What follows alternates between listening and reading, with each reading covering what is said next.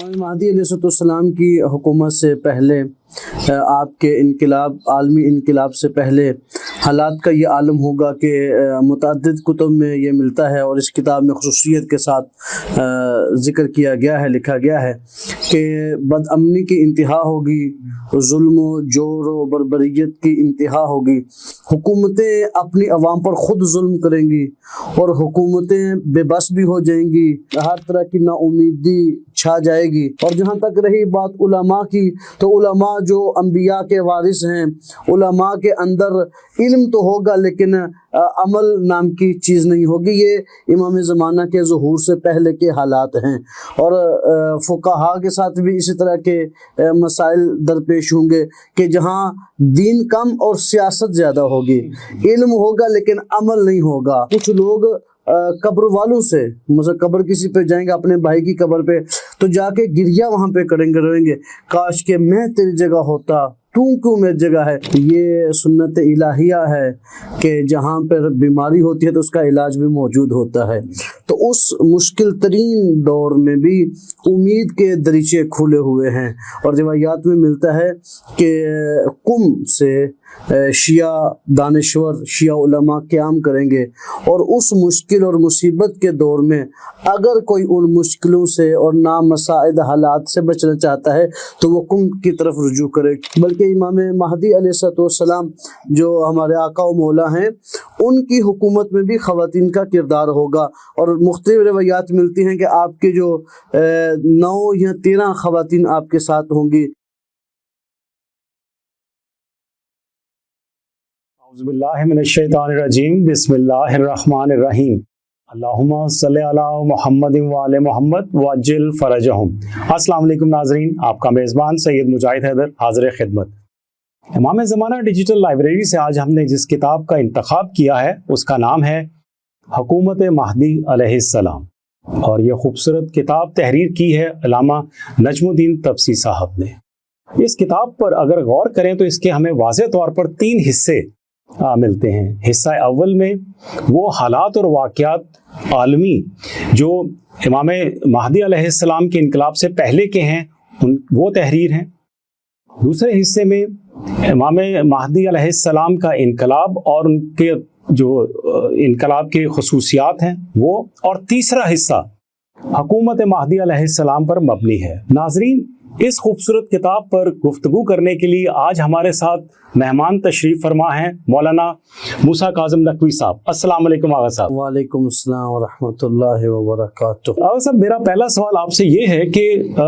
वो क्या हालात होंगे कि जिसमें आलमी हुकूमतें, उनकी क्या कैफियत होगी और उन हुकूमतों में दीन इस्लाम और अवामुन्नास किस कैफियत से दो चार होंगे। आऊज़ु बिल्लाहि मिनश शैतानिर रजीम, बिस्मिल्लाहिर रहमानिर रहीम। सबसे पहले तो मैं आपका शुक्रगुजार हूँ, आपने मुझे मौका इनायत फरमाया। इमाम महदी अलैहिस्सलाम की हुकूमत से पहले आपके इनकलाब आलमी इनकलाब से पहले हालात का ये आलम होगा कि मुतअद्दिद कुतुब में ये मिलता है और इस किताब में खुसूसियत के साथ ज़िक्र किया गया है, लिखा गया है कि बदअमनी की इंतहा होगी, जुल्म जोर व बर्बरियत की इंतहा होगी, हुकूमतें अपनी अवाम पर ख़ुद जुल्म करेंगी और हुकूमतें बेबस भी हो जाएंगी, हर तरह की नाउमीदी छा जाएगी। यानी बिल्कुल हर इंसान एक मुंजिए बशरियत का तकाज़ा करेगा, हर इंसान ये चाहेगा कि कोई निजात दहिंदा आ जाए। और इसी असना में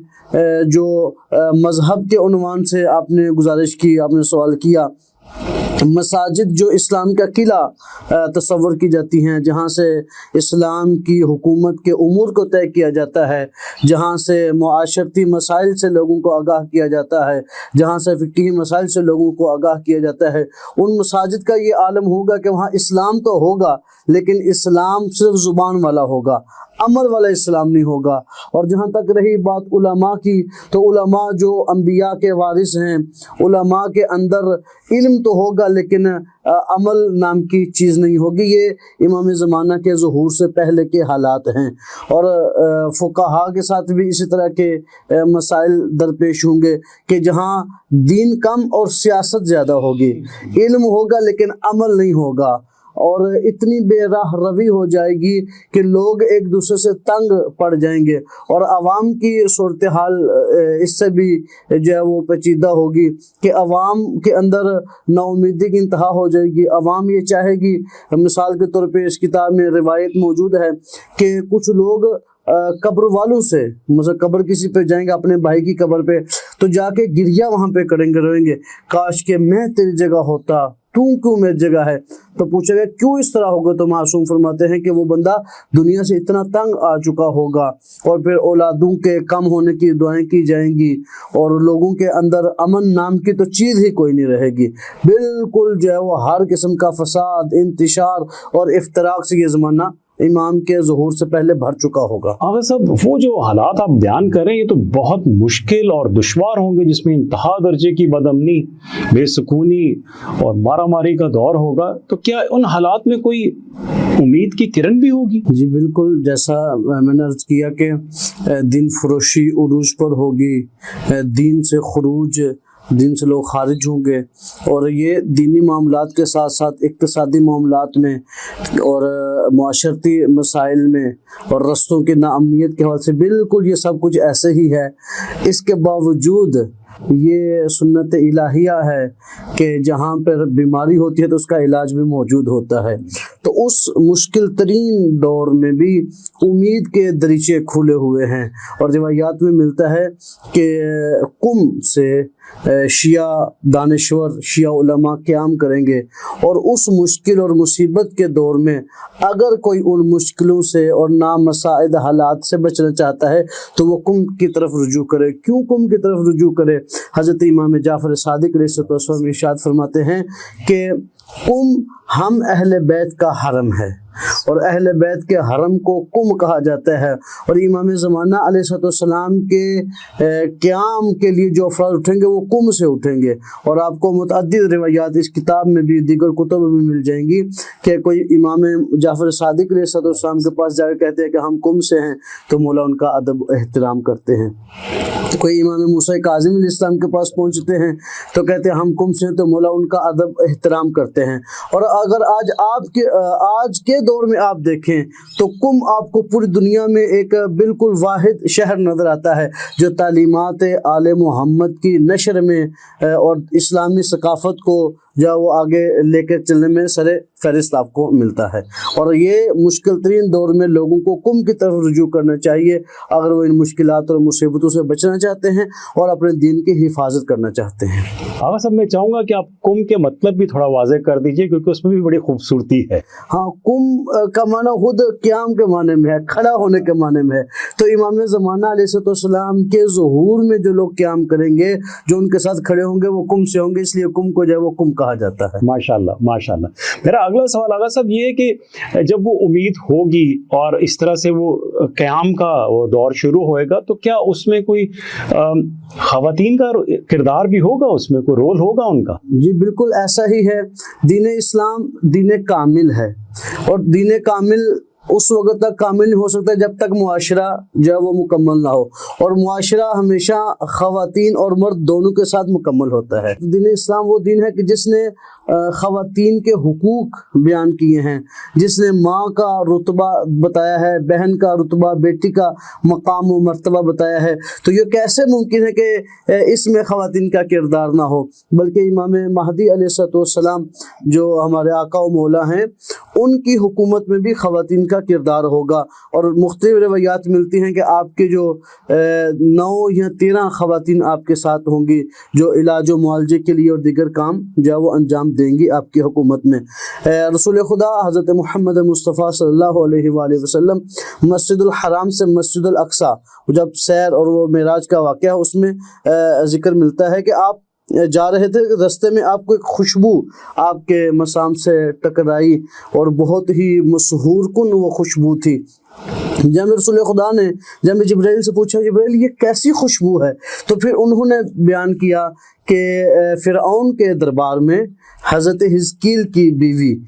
جو سیانہ جن کا نام کتب میں ذکر ہے موجود ہے، وہ فرعون کی بیٹی کی آرائش گر تھیں، اس کی تزئین و آرائش کا کام کرتی تھیں۔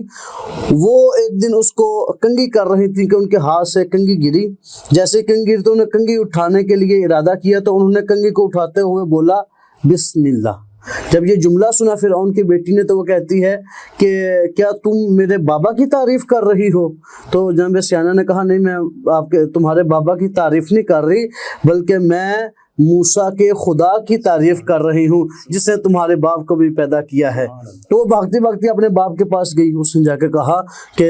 جو میری آرائش گر ہے حزقیل کی بیوی ہے، حزقیل خود مومن آل فرعون ہیں، امام زمانہ علیہ السلام کے صحابیوں میں سے ہوں گے انشاءاللہ۔ اور وہ جو حزقیل کی زوجہ تھی اس کو بلایا گیا، جب ان کو بلایا گیا تو فرعون نے کہا کہ کیا تم مجھے رب نہیں مانتی؟ کہا بالکل نہیں، میں تو موسیٰ کے خدا کو رب مانتی ہوں جس نے تمہیں بھی خلق کیا ہے، جس نے کل کائنات کو خلق کیا ہے، جو سب کو رزق دیتا ہے، سب کو رزق بانٹتا ہے۔ تو اس نے کہا فوراً تندور آگ لگائی جائے، تندور روشن ہوا، آگ جلائی گئی اور اس کے سارے بچوں کو اس تندور میں پھینک دیا گیا۔ ایک شیرخوار بچہ تھا جو اس کی گود میں تھا، اس خاتون محترمہ کی گود میں تھا، جب اس بچے کو بھی چھین کے آگ میں ڈالنے لگے تو ظاہر ہے ماں کی ممتا ہے، اور ماں کے دل میں یہ خیال آیا کہ میں موسیٰ کے دین سے صرف زبان کی حد تک براعت کا اعلان کرتی ہوں۔ جب یہ دل میں سوچا تو وہ بچہ فوراً بول اٹھا اے مادر گرامی، اے میری ماں، آپ حق پر ہیں اور صبر کیجئے۔ اللہ تعالیٰ، اور وہ خاموش ہو گئی خاتون۔ پھر ان خاتون کو جلا دیا گیا، ان کے پورے خانوادے کو جلا دیا گیا، اور جب وہ ان کی جو راکھ بچی تھی وہ اس جگہ پہ جب وہ پھینکی گئی تھی۔ اب جب جبریل کہتے ہیں یہ وہ خاتون اور اس کے پورے خانوادے کی جلے ہوئے کی راکھ یہاں پہ پھینکی گئی ہے، اور قیامت تک یہاں سے خداوند متعال نے جب وہ خوشبو کو صادر کیا ہے۔ اور وہ جو خاتون ہیں وہ امام زمانہ علیہ السلام کی فوج اور سپاہ میں شامل ہوں گی۔ اور یہاں پہ میں اکثر کہا کرتا ہوں کہ یہ امام زمانہ علیہ السلام کی فوج میں، امام مہدی کی فوج میں شامل ہونے کا جو رستے ہیں بالکل کھلے ہوئے ہیں۔ یہ کوئی مت سوچے کہ ان کی فوج میں 313 وہ تو خاص ہوں گے، اس کے علاوہ ہم خود اگر اپنے آپ کو امام کے ساتھ متصل کرنا چاہتے ہیں تو پھر ہمیں خود کو پاک و پاکیزہ کرنا پڑے گا۔ وہ پاک و پاکیزہ ہیں، ہمیں توبہ طائب، ہمیں ایک اچھا انسان بننا پڑے گا، پھر ہم جو امام کے ساتھ جو شامل ہو سکتے ہیں۔ ماشاءاللہ، اس کا مطلب ہے کہ آغا صاحب کے امام زمانہ جل اللہ تعالیٰ فرجہ شریف کے ناصرین میں خواتین بھی شامل ہیں، اور وہ لسٹ ابھی کھلی ہوئی ہے، اس پہ نام درج کیے جا رہے ہیں، اور ہم اپنا نام کہیں نہ کہیں کسی نچلی سطح پہ اپنا لکھوا سکتے ہیں اگر ہم اپنی کردار سازی کر سکیں۔ ناظرین، میں اس جگہ پہ یہ ضرور کہنا چاہوں گا کہ اللہ تعالیٰ کی یہ سنت ہے کہ وہ اپنے ہادیان کی مدد کرتا ہے،